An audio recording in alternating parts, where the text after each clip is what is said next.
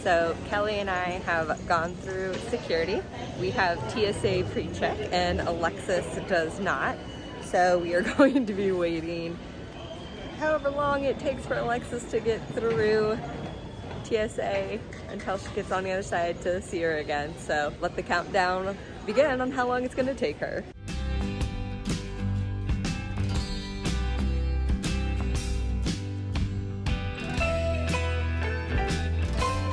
While we wait for Alexis to go through security at the airport, let's talk a little bit about TSA PreCheck as well as global entry. For those of you who do not know, TSA is part of the Say that 10 times fast. The Trusted Travelers Program, created by the U.S. Department of Homeland Security as a way for travelers flying domestically within the United States to have an expedited process through security at the airport.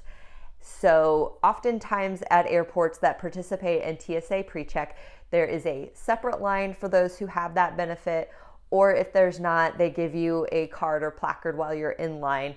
And when you get to the security threshold, you do not have to remove, in most cases, your shoes, belts, or light jackets, as well as you do not have to remove your liquids bag or laptop or tablets or other devices out of your carry-on or personal item on the conveyor belt. So this lends itself to a faster time going through security than those who do not have TSA PreCheck. So you can kind of see how not having to take off half the items on your person and half the items out of your carry-on can save you time going through security. We'll see here in a little bit how long it actually takes Alexis to go through security without TSA PreCheck.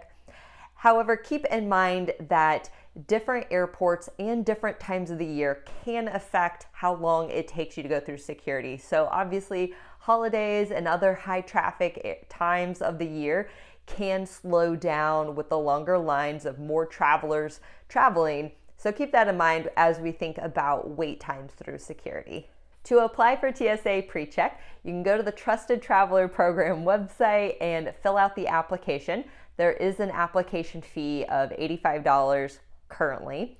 In addition to the application, there is an interview with a Border Patrol agent at an enrollment center, which is typically at the airport. So you can choose from a list of airports if there is one close to you, or choose from a variety depending on days and times that are available. Now, if you travel internationally at least once a year, I would strongly recommend you consider global entry instead of applying for just TSA PreCheck. Applying for global entry gives you TSA PreCheck and all of those benefits, but it also gives you the benefit of an expedited line through the U.S. Customs on a return flight abroad. So if you go to another country, then come back to the United States, you can take advantage of a shorter line through customs if you have global entry. The fee is only $15 more at $100 currently. Both TSA PreCheck and global entry last for 5 years. So if you only go abroad twice within those 5 years, I think it's still worth it, the $15 extra to go for global entry, because again, it gets you TSA PreCheck, and then it also has that added benefit coming back through customs in the United States. Something to consider if you have credit cards or travel rewards is to look at those benefits to see if they cover the cost of TSA PreCheck or global entry.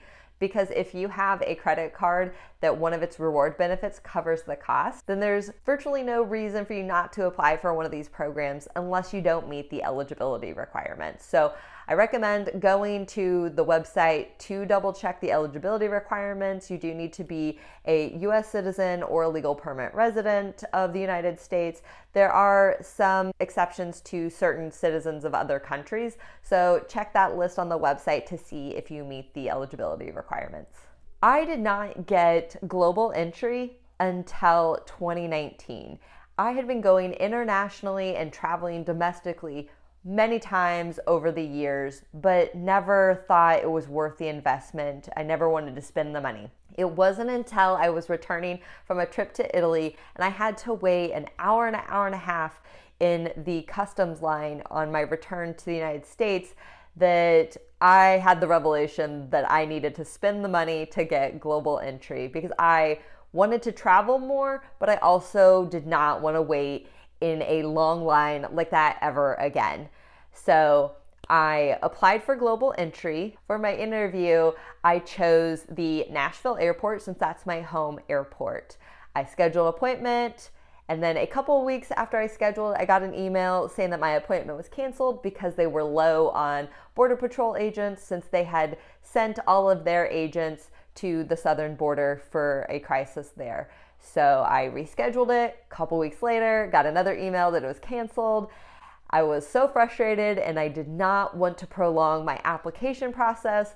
So I looked at other surrounding airports that I could reschedule an appointment with. And the Huntsville, Alabama airport, which is about an hour and a half, 2 hours away from Nashville, had so much availability that I could get in a couple of days from when I was looking at it. So I scheduled an appointment there. My interview at the Huntsville airport did not last that long. He asked some questions to verify my identity and my travel plans in the past and the future, as well as some other questions.